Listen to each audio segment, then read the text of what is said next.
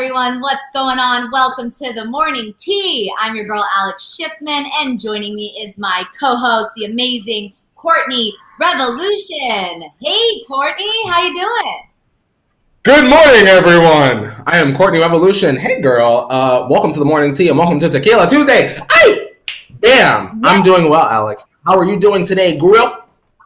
I am doing very well. I'm excited for some tequila today to spill some celeb tea. There is a lot going on in the world of celebrity. Some good tea today, right, Courtney? Oh, yeah. There's definitely some good tea. And I want to say thank you to everyone that waited. Emphasis on patiently. As you guys know, this is a live show and there are a lot of different moving pieces. It's not just me and Alex. Obviously, we have Leo on the technical side getting it together and he always hits it. So thank you guys so much for being patient when we run a little late because we're human, just like you, darlings. Yeah, and if you're new here to the show, let us know in the chat, where are you watching from this morning? The morning tea goes international. We're very fancy here. So we love to hear where you're watching the show from this morning. And Courtney, I know this is a big day for you because not only are we having some tequila, but we are having some tequila in honor of someone very important's birthday that I know you are super excited about, Courtney. Let us know whose birthday is it today? It is... How do I say this, Alex? This is the queen of hip hop. She is the priestess of rap. She is a talented icon. She is a mother. She is a writer, actress. She does it all. Clothing designer. Nicki, what don't you do? Happy birthday to my favorite celebrity, my favorite rapper, Nicki Tanya Minaj, aka Minaj. Very proud of her. Very happy for her. So let's blow out the candles for her, Alex. Oh, we will. We are going to talk about all her birthday messages she received in the show. Let me break down actually what we have on the show today. Not only is it Nicki's birthday, but we also saw Selena Gomez in New York City filming her new TV show. We'll tell you all about that. Then Mario Lopez transforms into Colonel Sanders for a Lifetime movie. We don't know what's going on, but we're going to show you. Then Olivia Jade is sitting down for a red table talk. So we're going to get some insight into the college admission scandal from her point of view. Then Justin Bieber announced a New Year's Eve concert. So this is exciting because I know we don't have many plans for New Year's Eve. So we'll tell you about that. We're also discussing Dolly Parton's thoughts on a Jolene cover and who she would love to see do a cover of her famous song. Then Miley Cyrus is reacting to her chart-topping news. She broke the charts. We'll let you know about that. And also Kid Cudi is releasing information about his next album. This is very exciting for Kid Cudi fans. And then behind the Kar-Jenner gates, Khloe is canceling the Christmas party. T-Tribe. I know we spoke about this on the show before, but it's official. There will not be a Kar-Jenner Christmas celebration, so we'll tell you about that. And then Rita Ora had to be reminded that she did, in fact, date Rob at one point. So we'll tell you all about that. And then our OMT story of the day. We're talking about whether or not Shawn Mendes may have popped the question to Camila already. I don't know. We're going to speculate all about that and more. So make sure you stick around for that later on in the show because there is a lot to talk about, Courtney. I don't even know Alex, hang on. Yes. Hang on. What the last thing you said was what? We're going to get to Shawn and Camila, but that's when? That's late. You say later in the show? Yes. We're going to close the show with our OMT story as we do here. Our Shawn and Camila news. Yeah. Oh, so Mendes Army and all of your spaghetti cabellos, hang and hold tight. Don't cry in the club because we're going to get to Shawn and Camila, but that's later in the show. We got a full docket to get through. And just stick around and hang out because we're going to get into some things today, girl.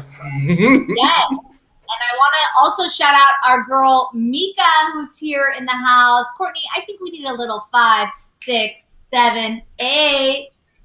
Miss Mika, nice to meet ya. Miss Mika, she on fleeka. Miss Mika, she loves the tea ya. And we see ya. Miss Mika, go Mika, go Mika, go, go, Go, Mika. Happy Tequila Tuesday. Ay, to our girl, Mika from Nebraska. Hey, Meeks. Hope you're doing well, sis. Yes. Good morning to Miss Mika and all of our T-Tribe members. All right, Courtney, it's that time. Let's pour out that hot water and get into our You Missed It stories because we have so much tea this week. It is just over. I opened the lid. Pop up that lid. Let's get into it. Cheers. Bam. Cheers. All right. Okay.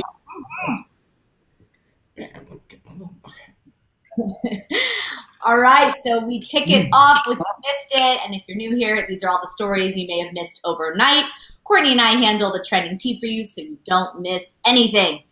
And as we mentioned, we're talking about Nicki Minaj, the queen of rap, who turns 38 today, and what a year it has been. Nicki, of course, has a lot to be celebrating this year after giving birth to her son.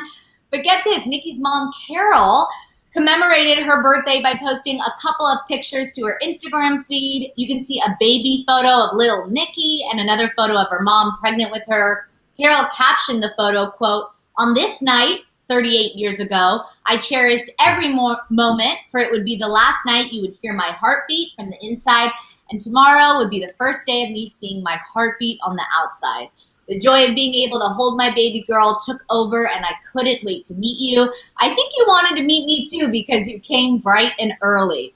So, Courtney and T-Tribe, what do you think of Carol's post? And do you think we can expect anything big for Nicki's birthday? I thought that Miss Carol's post was so sweet and sensitive and affectionate and truly shows a mother's love, Alex. But yeah. I don't know if Nicki's gonna do anything for us today. Maybe she'll drop some special edition merch, but I feel like she just did that. Maybe she'll drop a verse, but I feel like she just gave us a collab with NBA YoungBoy. So who knows? We'll have to see. Do you think that she'll do anything today? You gonna gift us something on her day, girl? I mean, you know that I would love for her to gift us a little photo of her baby boy, but I don't know if that will be happening. I am very, very excited for her because, of course, this is her first birthday as a mother. So I'm sure it'll be very, extra special for her today, and she'll receive a lot of love. And I think that is so sweet what her mom said. I've never heard that. Like, first day of me seeing my heartbeat on the outside. I mean, come on. How beautiful is that? Yeah. So I love that. It just shows that they're very close, Alex. Yes, very, very close. Well, something else that is close is Selena Gomez's new Hulu show, because she was spotted on the streets of New York City yesterday filming for her new Hulu show she has signed on to. Selena was seen wearing a very eye-catching ensemble. The outfit in question included plaid pants, an orange faux fur jacket over light orange sweater, combat boots, a yellow beanie, and red headphones. Selena just started filming the new show on Saturday. The show, Only Murders in the Building, is a new Hulu original comedy, and it's set to release sometime next year. So the show is about three strangers, Steve Martin, Martin Short, and Selena as the third stranger, who share an obsession with true crime and find themselves wrapped up in a murder when it occurs in their apartment building. So it sounds really good. In addition to her co-starring role, she will also executive produce the show alongside Martin, Hoffman, Short, and This Is Us creator Dan Fogelman. So this is exciting, and Jess Rosenthal. So this show marks Selena's latest executive producing gig following Netflix's 13 Reasons Why. So this is really exciting for her. Not only is she starring in it, or co-starring, she's also producing. So this will be her first scripted show since her Disney Channel days on Wizards of Waverly Place. So are you excited for the new show? Are you going to watch, Courtney and T-Tribe? I'm excited, Alex. Can I tell you why? Yes. I was a person that I didn't watch Wizards of Waverly Place. Like, all of my really close friends, like, even to this day, like, they very much are into Wizards of Waverly Place, but I missed that. I was a little bit too old, in my opinion. So I'm very excited to see Selena act in something made for, like, Hulu, something that I know that I'll probably watch and enjoy. And I'm glad that she's back. Also, something to note, Alex, Selena knows how to keep a coin rolling with her producing. Because she produced this, she had a hand in 13 Reasons Why, then she did a documentary, right? She's getting her coins in. Selena, teach me, girl. Yeah, she's doing really well. I'm very excited to see this. This seems like it's going to be really funny. And who doesn't love a little true crime to add to it? By the way, speaking of true crime, Courtney, I watched the first episode of Flight Attendant, like you told me to. On Kaylee Cuoco. Intense, obsessed. Can't wait to watch more. But it just, I mean, the editing, I love the editing because it keeps you on your toes and it's quick and it just keeps you engaged. So can't wait to watch more. Just had to tell you that little real quick update. I finished Undoing. I choked at the ending. If y'all have seen it, I choked, screamed, hollered. I clutched my blanket. Girl, I ran, I crawled up to the edge of the bed. I said, oh my God. I won't say no names, but I was like, oh my God. Woo! Help me. It really was quite the experience. And shout out to my good sis, Nicki Kidman. Where is Big Little Lies? We need it. Someone call Reese. It was an emotional experience, right? And I told you that people didn't necessarily like the ending, but you liked it. Yeah, Alex, as the credits scrolled, I went, oh my God. Whew, that was good, Schiffman. Because you were the one that recommended it to me. So I was like, ooh, Schiffman did that, girl. Now, that was it, y'all. Now, y'all need to watch that. Undoing, y'all, on the HBO. Quick, fast. Oh, yeah.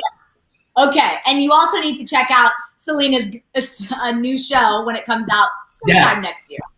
But until then, you can check out something equally exciting.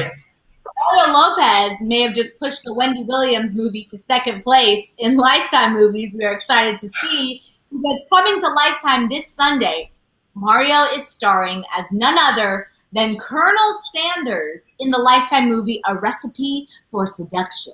Now, this is not a joke. Lifetime is actually streaming this Kentucky Fried telenovela as a 15-minute mini-movie, everyone. The plot revolves around a young heiress who falls for the new chef, Harlan Sanders, who has a secret fried chicken recipe and a dream. But her mother has other plans and another suitor in mind for the heroine. Will the mother's plans be thwarted by true love? I don't know. What's going on here? This is honestly a laugh and a half just from the concept and the trailer. Do you think this can last as a full 15-minute project? And are you going to tune in, Courtney? Alex, before I say what I have to say, let me say this. I don't think that since I've been born on this planet that I have seen a bad photograph of Mario Lopez. With that being said, Mario Lopez, what the hell is this? I'm very confused, Alex. This is for promotion, or is this like a we're bored and in quarantine, here's a holiday treat?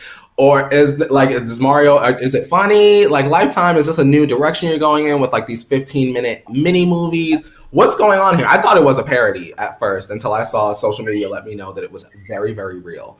Are you going to watch this, Alex? I mean, I have to now. It's 15 minutes of my life. It's Mario Lopez as Colonel Sanders. I think, it's really an ad. It's a little interstitial to kind of highlight, hey, you're home with your family, eat some fried chicken, remember us around the holidays. But I did watch Mario Lopez another Lifetime movie because I clearly don't have any life anymore and just binge watch all day, every day. And it was called Feliz Navidad. And I thought that was a genius title. Just let me lay that on you. And it was good. It was good. Feliz Navidad. Feliz Navidad. And that's now, it. What Courtney did they have in the boardroom to come up with that name, Alex? Because I can't. I literally cannot. It is so beautiful. He's single. He's a widowed father, and his family tries to find him love, and then he's the principal of a school, so we get a little Saved by the Bell vibes in it too. It's just great. So after you check, I'm gonna take your word for it. Right. After you check out this 15-minute telenovela, you can move on over to Feliz Navidad. This is not an ad, But Lifetime, we love your Christmas. Yeah, it's not sponsored. Please not be dad. That should go right on a shirt and sell it to dads. Dads in Pennsylvania will buy that at the Pro Bass Shop, girl. Right? T-Tribe, let us know if you're going to check this out. Radiant Beauty Samson says, love Mario Lopez. Dante said they really could have done a better job on the makeup. See, I agree. That stash, I mean, that was on purpose, right? Y'all didn't feel like the makeup was really channeling the Colonel? Y'all didn't feel like Mario knew all of those essential spices and herbs for that crispy chicken batter that we all love so much? Y'all weren't feeling it? I'm getting hungry, so we got to move on to this next news, which is a little bit more difficult news, because Olivia Jade is sitting down to the Red Table Talk to speak to Jada Pinkett Smith, Willow Smith, and Adrienne Banfield Jones about the college admission scandal, of course. So the full interview releases today, but according to some early talk, it seems like the Red Table ladies aren't going to be pulling any punches when it comes to the scandal. So Adrienne has already previewed to ask about whether Olivia understands why so many people are upset by what happened, and Olivia says she gets it. Olivia also opened up about why she decided to talk to the ladies about the subject, saying that she felt the show was really safe and honest and that the conversation would be open. So, Courtney and T-Tribe, are you going to tune in to this Red Table Talk? And do you think that this is an honest opening up from Olivia, or more kind of spin to give herself the benefit of the doubt with fans? How do you feel about her going on this show? I feel like this is a spin to make us feel better about Lori, number one. And number two, I think that this was done to soften the blow when Olivia Jade decides that she doesn't care how it looks and she wants to continue her YouTube career because school is not her thing. My question is this, Alex and T-Tribe, right? I'm not against the idea of the family being on a platform to try to explain themselves, right? But why do we have to hear from the not so innocent children? Why couldn't we have Red Table Talk once Lori and Massimo were out of prison, and then y'all go and sit down with Jada, Granny, and Willow? So Willow can go, exactly, like I love so much. This feels stunty. It feels stunty because it's Olivia Jade alone. If it were even the three of them, like Olivia, the sister, and then the four of them, the two parents, then I could be on board with that. But Olivia Jade, the YouTuber, the creator, going out there alone to sort of explain this when you were, even though I feel like she's guilty, you were the child in the scenario, is a little bit questionable. Yeah, I agree with you. I think it would have made much more of an impact if the entire family went on. Olivia alone. See, it's hard to have sympathy in this situation when this same person, went on their YouTube channel saying that they really don't care much about college. I mean, the whole thing in general is just too messy. I do agree that, everyone deserves a platform to kind of speak their own truth. And so I understand why she's doing this. And I think she also deserves to open up and speak out however she wants to. But it just, like you said, it feels a little stunty. Yeah. Alex, quick question. You've seen the show Pretty Wild, right? With the Bling Ring girls. Okay, do you know how I feel about Olivia Jade and Lori and Massimo? I feel like whenever they try to explain something about that situation, I feel like, hi, this is Alexis Nyers. Hi, Nancy Jo, this is Alexis Nyers. And the mom going, you lied! Like that's how I feel. Because like you've said so many times, like, students work so hard to get into that school, and here's Lolo Lori with her change purse just paying her daughter's, like, I can't get over that. School is hard work, man.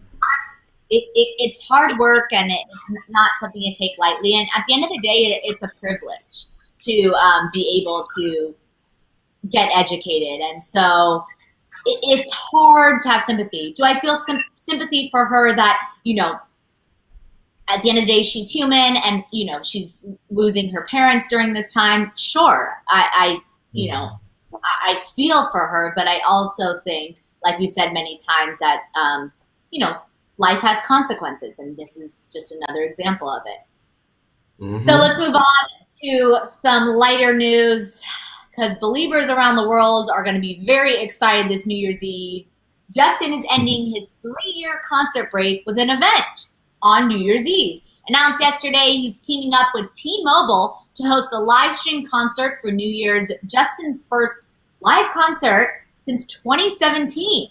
Pretty crazy. So fans can access the T-Mobile Presents New Year's Eve live with Justin Bieber for $25 on December 31st at 7:15 p.m. Pacific Standard Time. Tickets are live now on Justin Bieber's NewYear'sEve.com, NYE.com.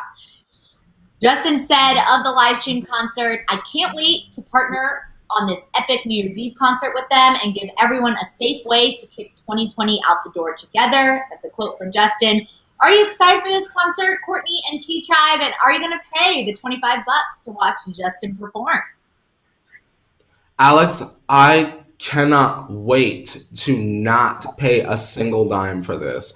However, I do want to say this. Alex, this is me trying to put myself into the shoes of a famous person with a lot of money. If I were like worldwide famous, Alex, I can't imagine wanting to be paid to do something that I would do anyway on New Year's Eve. Like Justin Bieber would perform at, whatever so-and-so's New Year's Eve show anyway. So the thought of paying $25 to see Justin, moonwalk, shimmy from left to right and strum a guitar is absurd to me. I would do it just for free and put it on like YouTube and have the people just show up. But that's just me. T-Tribe, and specifically Beliebers, like those of y'all that really go hard for Justin, do y'all want to pay to watch Justin, or are y'all gonna do like the girls do on Twitter and find someone that pay and then have them just stream it to you and y'all all share the link? What are y'all gonna do? Are y'all gonna give Justin y'all coin for changes live? I will say that T-Mobile is also involved, so there is a business aspect of it. It's not just Justin, asking for the $25. So people still have to make money. Businesses still have to survive. But I will say, in defense of it, I have paid, embarrassingly enough, way more for a New Year's Eve ticket than $25 to literally, go to a club or any New Year's event. So this is actually cheap in perspective that I have paid before. However, I know that there's not much going on this year. So listen, you may get my coin if I don't find anything else free. And of course, I love seeing, no shade. I am a fan of Justin, love watching him perform. So I would love to see this. I think like a lot of artists are probably going to come out and start doing this for New Year's Eve. You know what I mean? We've seen the live stream concerts a lot, but especially for New Year's and a celebratory moment, I feel like artists are going to pop up over the next few weeks with events like this. Don't you think? Yeah, and I'm not judging y'all that are gonna spend your coin, because if we pop up next Monday or tomorrow talking about Nicki's doing a New Year's Eve show, girl, I'm paying $60. I'm paying it before we even go live. I done prepaid. Ain't no afterpay here, girl. We prepay here, girl. So you do what you want. For me personally, if I really liked Changes, if that was like my album, then maybe. But because Changes was what it was, I don't see it. But shout out to y'all that it's not more than $50, because Justin could have easily said $50 or $30 and then $50 if you want to see me moonwalk in the dressing room backstage or something like that. So go off. All right, T-Tribe, let us know in the chat who you would pay $25 to see. Until then, Dolly Parton wants her music to be a hit again. Speaking to The Big Issue, Dolly recently opened up about her timeless classic, Jolene, and where she would like to see it go in the future. So she told the publication this, quote, "It has been recorded worldwide over 400 times in lots of different languages by lots of different bands. The White Stripes did a wonderful job of it, and many other people, but nobody's ever had a really big hit record on it. I've always hoped somebody might do someday, someone like Beyonce.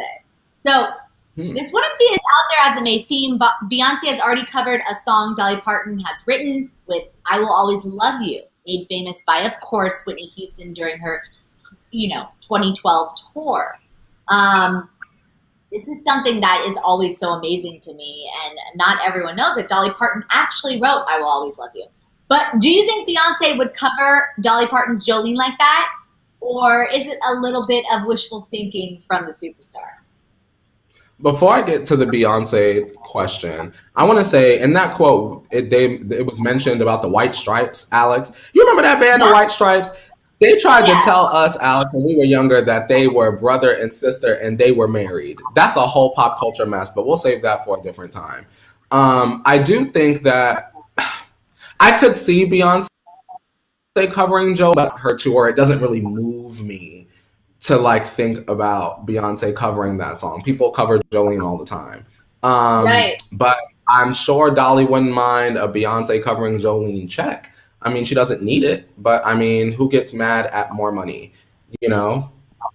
Who doesn't want Beyonce to cover their song? Beyonce is kind of one of the standards, right, in music, in my opinion. So who wouldn't want Beyonce to cover a song? If I wrote a song, girl, I want Beyonce to hum it in the shower. So I feel you, Dolly. Yeah, I mean, of course, Beyonce is incredible, and who wouldn't want someone like Beyonce to cover their song? But you know where my mind went when she said this? It went to Miley's cover of Jolene, because Miley is Dolly's goddaughter, fun fact. And that was a great cover that Miley did. So I wonder. When she was in the backyard, girl? Yeah, the backyard sessions. Yeah, I remember that. She was, come on, Miley. It was good. I'll take a Beyonce Jolene cover as well. First of all, I love that song. So anyone that sings it, I enjoy it. And I love the emotion behind it. But is that your karaoke song?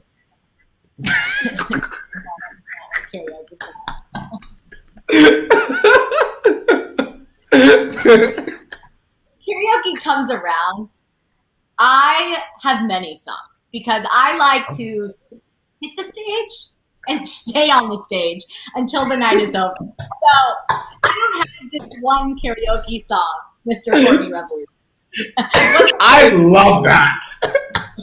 Someone's up there to take the mic and the next song just starts playing again and you're like, no, hang on, one more. I can see that, yes. And then someone else comes on and they're like, oh, Alex again? And then another person comes on and they're like, Alex is back. Interesting. Just I'll give you a live stream for free. Oh my God. I live for that, Alex. We need you up on the stage. For reference, my karaoke song is She Hates Me by Puddle of Mud. I can really channel the energy in that song. And I've definitely performed her a many a night out in the old WeHo. So shout out to y'all that have cheered me on as I screamed in bars across town. I love that. All right. Well, speaking of screaming and Miley Cyrus, Miley let out a huge scream when she heard that she topped the charts with her latest album, Plastic Hearts. Released on November 26th, Plastic Hearts has become the #1 rock album in the U.S. A candid video of Miley on set receiving the news has been circulating all over social media since yesterday, showing Miley's shock at hitting the huge milestone with her new music era. I saw this on TikTok yesterday. Miley posted the clip herself to Twitter, adding this caption, quote, "It's official. Plastic Hearts is the #1 rock record in the country. My mind is blown and my heart is overwhelmed with gratitude. Thank you to every creative collaborator involved on this project. If one person was missing, I would not be writing this message." So Miley went out on a limb with this one, and it looks like it really paid off. So what do you think of Miley's success with Plastic Hearts? Are you excited for her? I'm very glad that Miley was successful with this project. Y'all know I was screaming since the fall. Where's the album? Where's the album? Where's the album? And the album came and it did what Miley wanted it to do. So shout out to her. And I think it's important to note that to me, Plastic Hearts felt organic. That album with Malibu on it, which I never seemed the Younger Now, is that what it was called? Younger Now, that album. I can't name a single song off of that album that's not Malibu. It didn't feel, even though it is part of her journey sonically, that sort of country mellow sound. This I feel like was more in her pocket. She's got attitude. She's got sass. I enjoyed the album, so I'm happy for her, and I hope that as she continues through this era, she picks the right singles and does good things. No more stunts, Miley. This is very exciting for Miley. Like you said, she set out to create a rock album. This is something that she was passionate about doing.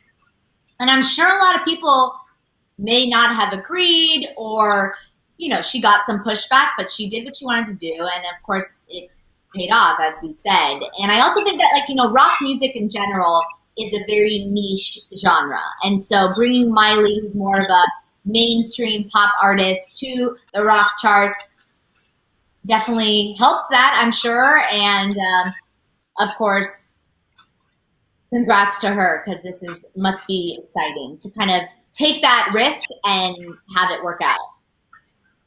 As we transition, Alex, T-Tribe, keep it in the back of your mind. Remember at the end of last year, I told y'all that disco pop music was going to be very big this year. Ta-da! And I was right.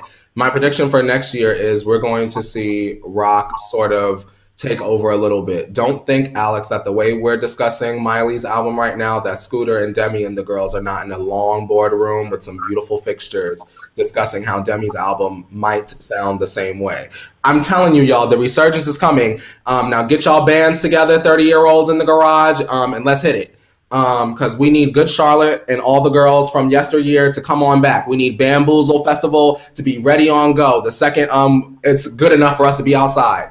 Let me know when you're ready, girl, for the mosh pit. Rawr! Get your raw hands out, y'all. Rawr! Yes. Beautiful fixtures was my favorite part of that whole conversation that you just said. I'm feeling silly today. I visualize those fixtures. Okay. Well, speaking of new music, Kid Cudi released a teaser for his upcoming album release, Man on the Moon, the Third, The Chosen. The rapper has dropped a new teaser trailer, the release dates, the album art, and the track list for his new album, the third in a trilogy that he started with his debut in 2009. The teaser video shows a Nightcrawler-esque look at LA, with Kid Cudi flashing in with some pretty exciting looking scenes. Now, the album itself is due to release on December 11th. It'll feature such names as Pop Smoke, Skepta, Phoebe Bridgers, and Trippie Redd. This marks the end of the Man on the Moon era as Cudi closes up his album trilogy. So, Courtney and T-Tribe, are you excited for Kid Cudi's new album? I'm very excited for Kid Cudi's new album. I feel like in a way, a lot of us have sort of grown up with Kid Cudi and his journey and his struggles. So him sort of putting together what I am predicting to be an outstanding body of work is exactly what this year needs. We need it, Alex. Yeah, I think this is very exciting. It's always cool when you have kind of a chapter closing. You know what I mean? Like, it's bittersweet, but I'm sure his fans will really appreciate this, and what better way to come out than right before the year closes, and especially this year. So excited to kind of see what he comes out with. And then some of his features are pretty cool. Like Pop Smoke is doing really well on the charts right now, and so I'm excited to hear it. But until the album comes out, we are entering a very important time right now. This is our Car Jenner tea time, and Courtney, I know you got the key, so I'm gonna throw it on over to you. I got it, girl. If you guys are all set for all of the tea from behind the Car Jenner gates, be sure to turn your volumes down for Car Jenner tea time. Hello to everyone in my studio. I'm gonna have a tequila shot, Alex. Let's do it. All right. Well, while you're pouring up your tequila, let's talk about some sad news, but positive news in the big picture. Because Khloe Kardashian has let the cat out of the bag that the infamous Kar Jenner Christmas Eve party is canceled by COVID this year. Over the weekend, a fan tweeted at Khloe asking if the party was still on. Khloe responded to the fan saying, quote, "The COVID cases are getting out of control in California, so we decided that we're not doing a Christmas Eve party this year. It's the first time we will be not having a Christmas Eve party since 1978, I believe. Health and safety first, so taking this pandemic seriously is a must." Now, the Kar Jenner Christmas Eve party has been a staple for Hollywood celebs for a while now, with such big names as Drake, Christina Aguilera, J-Lo making the guest list in the years past. So the Kar Jenners have already taken a lot of heat from fans this year, from the parties they did throw. Do you think we can expect no celebration at all from the Kar Jenner Gates? I don't think the Kar Jenners will celebrate, and the reason why, Alex, is because if they did, I'm sure that they wouldn't want it on social media, and even waiting for what I imagine several NDAs for people to sign. There's still going to be someone that sneaks a picture or sneaks a video clip, and if they don't want problems, they won't have any. So I get it. My question to you, Alex, is what are you going to wear to the Christmas party next year when we get our invite? I mean, I'm going to have a custom Versace Swarovski crystal celebration that drapes to the floor and a crown. What about you? Period, girl. Well, I'm going to tell you exactly what I'm going to do because I've thought about this, obviously. I said I'm going to call up my favorite fashion designer, Christian Siriano. I'm going to say, oh my God, hi, Christian. I need a tuxedo and I want it to just look soft and delicate and expensive. And I want to look as gorgeous as Billy Porter. And then, yeah, we're going to glide across the floor in the foyer right into the center. And I'm going to go, oh my God, hi, Chrissy. And it's going to be a great night. I've visualized it already. Manifest, Alex. It's going to come true. 1 year. Give us a year. To next year. Cheers to next year. We're invited. Cheers to next year, girl. Bam. Exactly. But I will say that the Kardashians get a lot of heat and have gotten a lot of heat, as we mentioned, for celebrating. So I think this is a big move coming from them, and I think people will appreciate it. And they'll just have an intimate, when I say intimate, I mean, Kar Jenner style intimate party, as we all are this year. And I think it was a smart move on their part. And I feel proud. And think about MJ. Y'all got to be careful. Y'all have older people and they have older people in their family that they have to consider as well. So I'm glad that they are. Exactly. Okay, so moving on to a relationship that not many people talk about often, but Rita Ora had to be reminded of her past recently. And it's more than just a little funny how she reacted. Speaking to the Sunday Times about her relationships, she had a bit of a brain blast when they brought up her short-lived fling with Rob Kardashian. Rita was taken aback at the memory and responded in an honest and hilarious way. She said, quote, "Oh, I forgot about that. It was very short-lived. I was so young. It was great. It was fun. It was very, very fun. I guess that's all I remember." Now, it's sad that, this didn't stick out more in her mind. I guess they only dated for 2 months, according to this article, back in 2012. But I don't think Rita was being, shady about it. It just seemed like maybe it was more of a fling to her than the media had created out of it. What did you think of Rita's comments, and did you get a laugh out of her reaction? Here's the thing. There's a Rita Ora interview that I saw a few years ago where she was basically hitting on Harry Styles. And so in my mind, Rita Ora has ascended to being one of my problematic faves where she can do no wrong. However, we have to criticize Miss Rita. She's on the beach.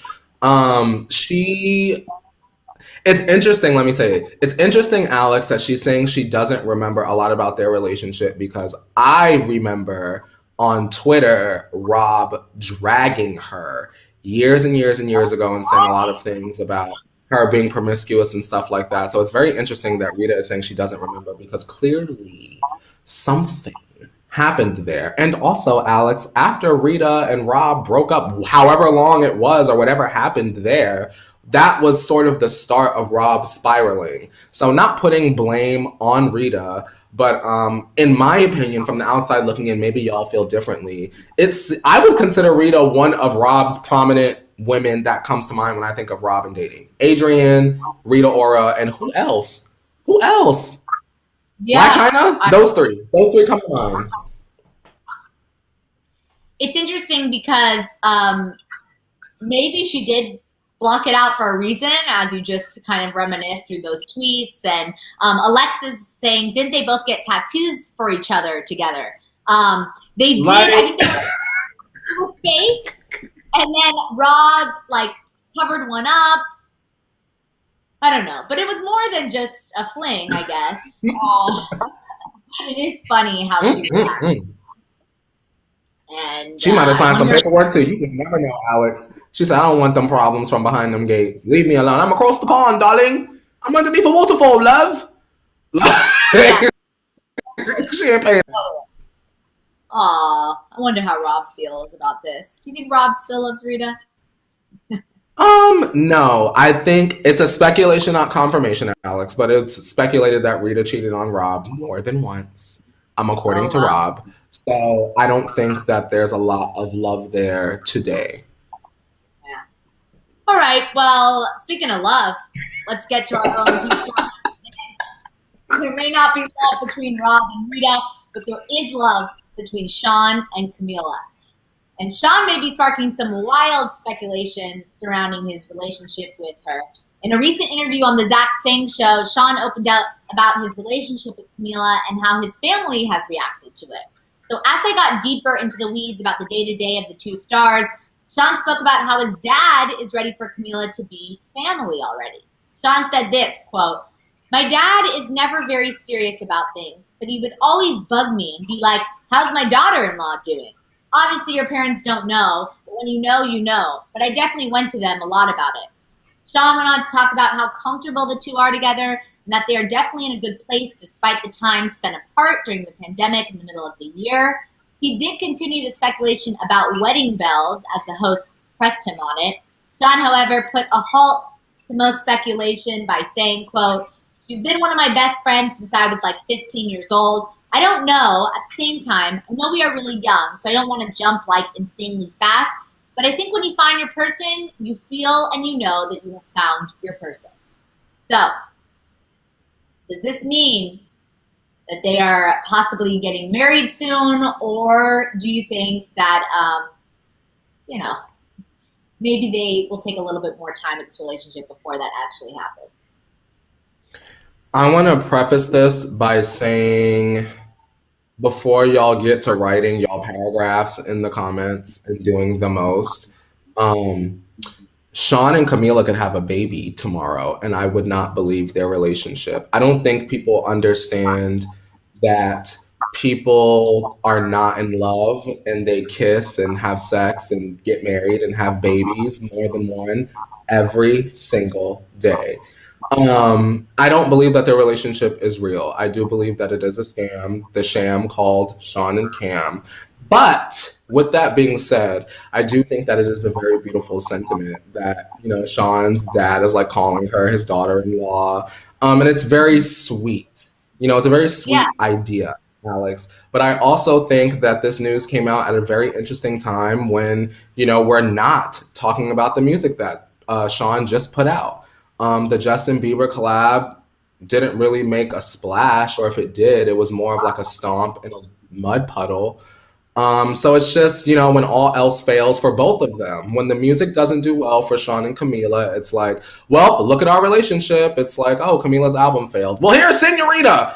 You know what I mean? Y'all don't see that it's a little bit stunty, and it's not that I dislike Shawn.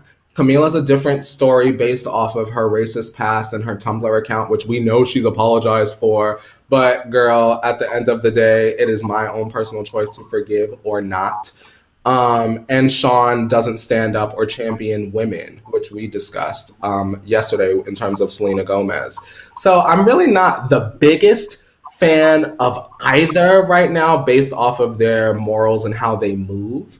Um, but I do support the positive energy that their relationship brings the fans. If the fans are not focusing on complaining about Normani or dragging Taylor Swift, at least they can focus on the sham that is Shawn and Cam. So a round of applause for them. And I hope, Alex, honestly, that this will make people listen to Shawn's album more and press play on his documentary because I did not on either. All right. Well, that is a strong statement coming from you, Courtney Revolution. So if we move away from this actual relationship, what about the theory that when you know, you know? Do you believe in that? What'd you say, Alex? I'm sorry. I'm too busy reading the people thinking that I'm a hater in the chat. What did you say? No.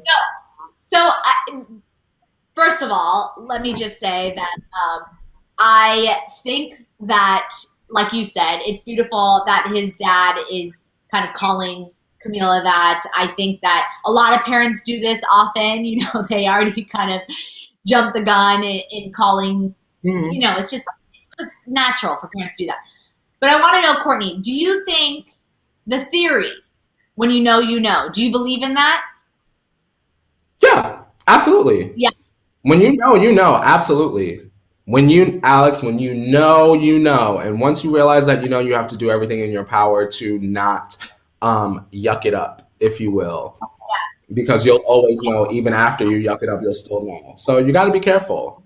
Also want to clarify that if y'all have seen any episode of this program before Camila's Tumblr came out and before Shawn decided to not defend Taylor Swift, you will hear me say nothing but positive things about both of them. So it's really not about me being negative in terms of their marriage or not marriage.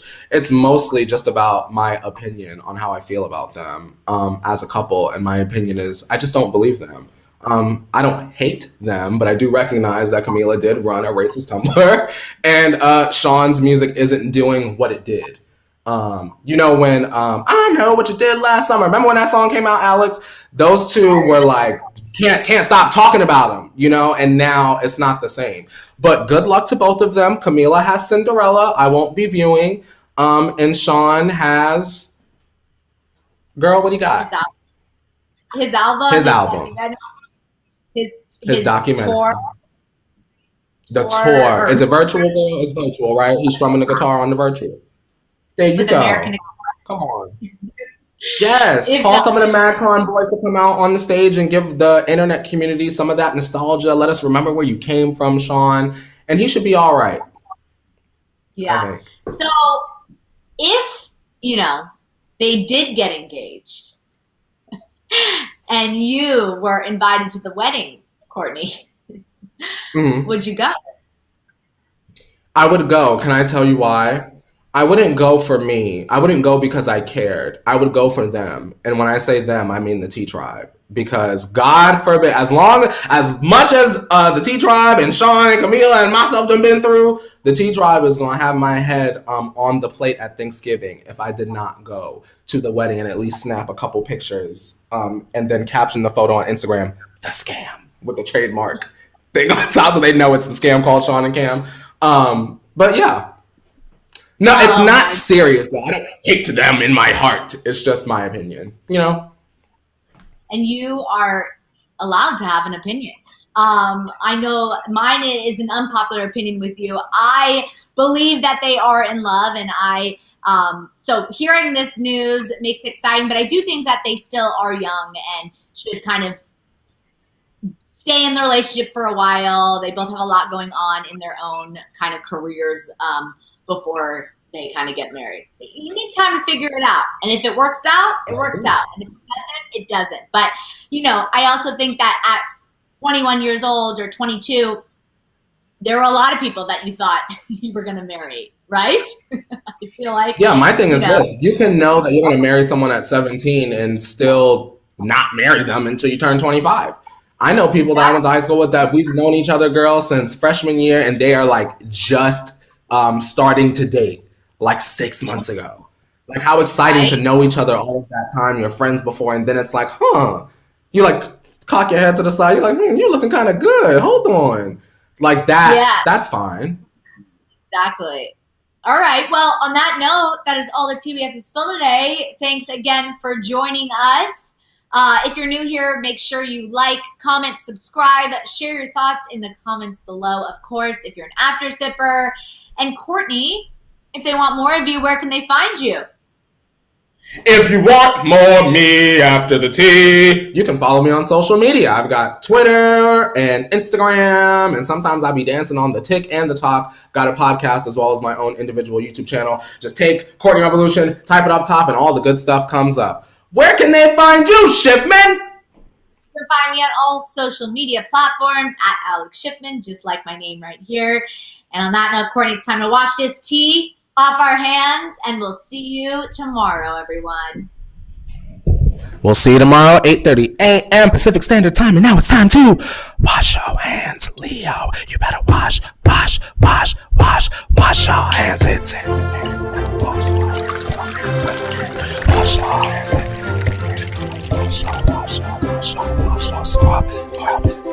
hands. Scrub your hands. Scrub your hands.